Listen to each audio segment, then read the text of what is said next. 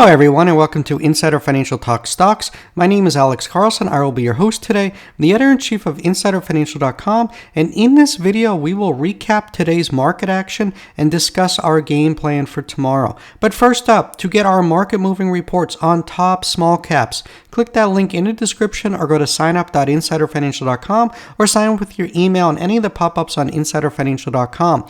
After you sign up with your email, you can then sign up with your mobile number. Mobile is the fastest way to get our alerts, and it works for all numbers worldwide. Simply enter your country code first, followed by your number. For US and Canada, 1 plus area code and number. Never begin the format with 0, it will not work. And after you sign up, you'll get a welcome email, which includes a free copy of the Insider Financial Guide to Penny Stocks ebook. Our ebook, our email service, and our text messaging service are all free service from InsiderFinancial.com. We do not run any paid subscription service whatsoever, no Discord rooms or Telegram chat groups. Well, guys, stocks struggled to gain much traction as bond yields rose, with traders betting that the Fed will lean against the recent easing in financial conditions by saying it will keep its options open on policy. Powell will be speaking twice this week after the markets rally last week. He might come out more hawkish. That's what investors are thinking.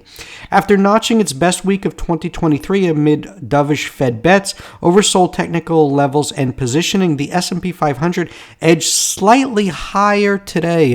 SPY was up just 1 point, as the reversal of the move in bonds weighed on sentiment, with 10-year yields up 8 basis points to 4.65%. So bounced off that 4.5% level, down from 5% last week or earlier in October. Treasury slid amid a heavy slate of corporate debt sales and ahead of a series of auctions beginning Tuesday.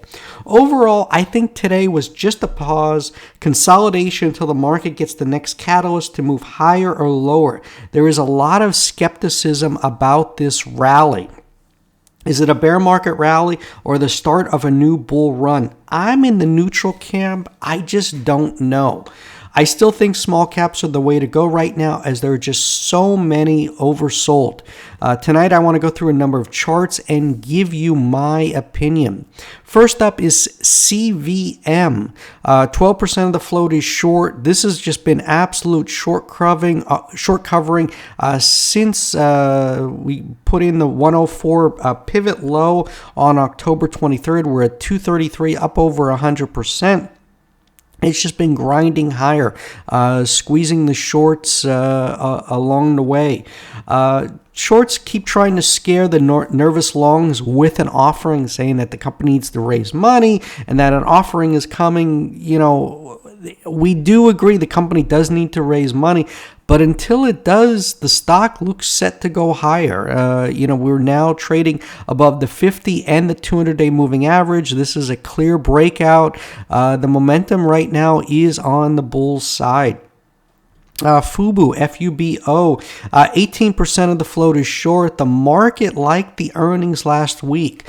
Shorts are still trying to push it down, but the stock keeps climbing. Stonefox Capital over on Seeking Alpha, they've been bearish nonstop. The stock was at 96 cents and it ran all the way to 387. I've been covering it nonstop here at InsiderFinancial.com. You can go into the magnifying glass and type in any symbol and you can see our coverage. It's all right there for you guys, so it's right there. Been covering this one a lot. OGI, organogram, ran right into trendline resistance here. The company announced pre-market $124.6 million in Canadian dollars from BAT and creation of a Jupiter strategic investment pool. Overall, OGI, I'm not a big fan of the cannabis sector. It's been a horrible investment, but from what I've been reading, OGI is one of the more undervalued, one of the plays if safe banking passes or there's a reclassification of cannabis. I know it's a Canadian company, but they are looking to position themselves in the U.S. market if that happens. This is one stock I think you should put on your radar screen. I mean, over here it just looks extremely cheap. $111 million market cap, trading. Look at the green price per sale, 0.92 times sales, 0.5 times book. 2.86 times cash. Cash per share, is they have 48 cents in cash per share, no debt. So it's a clean situation here. Insiders own 19% of the company and just under 5% of the float is short. So put this one on your radar screen. Next up, guys, low float season is here. These low floaters are pumping on no news. The shorts are getting wrecked. I love seeing this. LIFW, again, pumping on no news. This looks to be a Discord room pump. Today pumped from 250 to 1750. I talked about it last week. I asked everyone. I said, what's going on here? No one commented.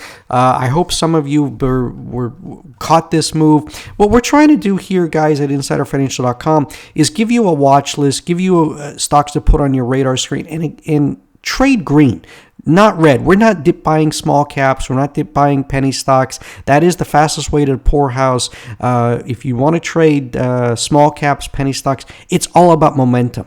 You want to ride, get in, ride that wave, get it, and get off. Don't get married to any of these names. LIFW, as again, it ran to 1750. There's going to be bag holders. This thing's going to go back down. It always does. So just be careful, guys. Trade them, don't own them. CDIO, low float runner, just another 5.5 million share float. This one looks like it has more room to run, so put this one back on your radar screen. CDIO, I think there's more upside here.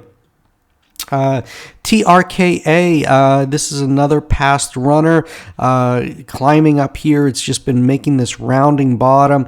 This is a reverse split play. It was as high as 24.75 back in March, corrected all the way down to 97 cents, and looks to here, rounding bottom, looks to have put in a low. We're now trading above the 50-day moving average. Next resistance is 370, which is the 200-day moving average. So put this one on your radar screen. I think they can pump this one further. Shift PIXY, PIXY. This is another past runner, low float. Been talking about this one here on InsiderFinancial.com. You can go again and just type in that symbol and see what we've had to say about it in the past. This is another one, put it back on your radar screen, guys. TripAdvisor, TRIP, had good earnings today after the bell. 10% of the float is short. Closed at $16, trading $18 in the after hours. 200-day moving average is 1768. We get above 18, and this thing's going to squeeze. So put this one on your radar screen as a trade for tomorrow. TNON, this is another low floater, just 1.75 million shares in the float. Was up 57% today. I think we could see more squeeze action tomorrow. $2, coming off the 143 pivot low back in September, but there's a lot of gaps to fill. So definitely put this one on your radar screen. EKSO, EKSO, up 16% today, but this one is breaking out here. We're now above the 50 and the 200-day moving average. This is a breakout. Nice close today. Just a $19 million market cap. So put this one on your radar screen. IMTE, just a 1.86 million share float.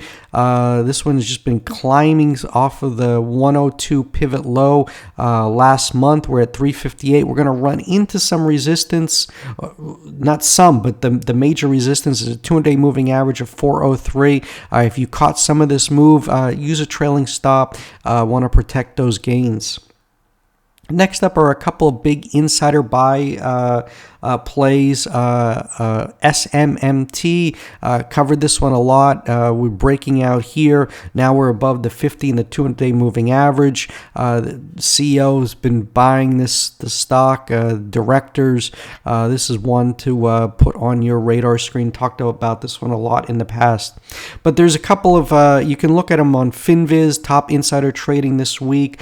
First up is RELY. What I like about these types of plays is when you get a big correction, the stock gaps down. It looks like, it looks really ugly, but when you get a director or CEO coming in and buying, that's a major move. RELY, here you get a better look at the chart here, from 27.95 down to here 19.75. But again, the director, he came in and he bought $4.8 million worth of stock right here at 19.27. So that's a big move here. SRPT, director Richard Barry, Richard Barry, he bought $3.9 million worth of stock. This is another one. Get absolutely killed from 125 down to 70. We're at $80. He's coming in, putting down big money. Certainly one to pay attention to. Next up here, Barnes Group here, Thomas Hook, President CEO, he bought $2.2 million worth of stock, so big insider buy after this correction. So again, that is significant. Next up, CYH. Significant insider buying. Director Wayne Smith, he bought $2.1 million, 1 million shares at $2.11, and we're trading at $2.48. So he's up here, up on the position. But again, this is where he bought right for this low here at $2. So put this one on your radar screen. KW, this is another one that's been correcting, made new 52-week lows. Where is the insider buying here? KW. Chairman and CEO William McMorrow. He bought $1.2 million worth. He's sitting on 8.5 million shares. So obviously he's really invested big time and believes in the company KW. So certainly it's a big insider buy that you want to put on your radar screen. A couple of short squeezes that we are watching. MNTS. 29% of the float is short. MNTS liking this action here off the 103 last month. Rounding bottom, looks like we're going to break out here. Put this one on your radar screen. OMER, 21% of the float is short, coming off the $1.92 pivot low last month. But we got earnings Thursday. I don't like to buy stocks ahead of earnings, but with 21% of the float is short, if earnings are good, market likes it, we could see a major squeeze before the end of the week, so be watching this one. Carvana, 38% of the float is short, had good earnings last week. Shorts have been they trying to push this one down. They keep coming out with short and distort reports, but the company keeps defying expectations, and I think this one's going to keep climbing higher. And my target on this one, I think we're going to go back to $40, which is the 50-day moving average, with the 200-day moving average held. So I think that's where we're heading on Carvana.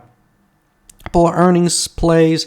NSSC reported record revenues. This one here, that's TMDX, but NSSC reported record revenues. This one just looks incredibly cheap. The company's just $840 million market cap, $4 book per share, $2 per share in cash, has a little dividend, no debt, great ratio there. Almost 8% of the float is short. Like I said, coming off this, it held trendline support, got a good earnings report, got a lot of gaps to fill. So I put this one on your radar screen. Again, closed at $22.85, up 21% on the day, but it's trading higher in the after hours. I think there's more room for this one to run. TMDX, had big earnings after the bell. 18% of the float is short. closed at $40. They reported, look at this revenue, net revenue of $66.4 million, 159% increase compared to the third quarter of last year. They closed the acquisition of Summit Aviation, enabling the addition of aviation service to NOP offering, driving $2.1 million incremental transplant-related revenue in the third quarter. The CEO said the third quarter was a critical execution period for TMDX as we integrated a new business, expanded our NOP clinical support capacity, and launched a first-of-its-kind business to expand our NOP product and service offerings. So again, I think this was big earnings report. I think we're going to get the short squeezing for the rest of the week. Lastly, guys, is SNTI, closed at just 29 cents. Big announcement after the bell. The company announced new strategic collaboration with Celeste Therapeutics for clinical development of SNTI-301A in China.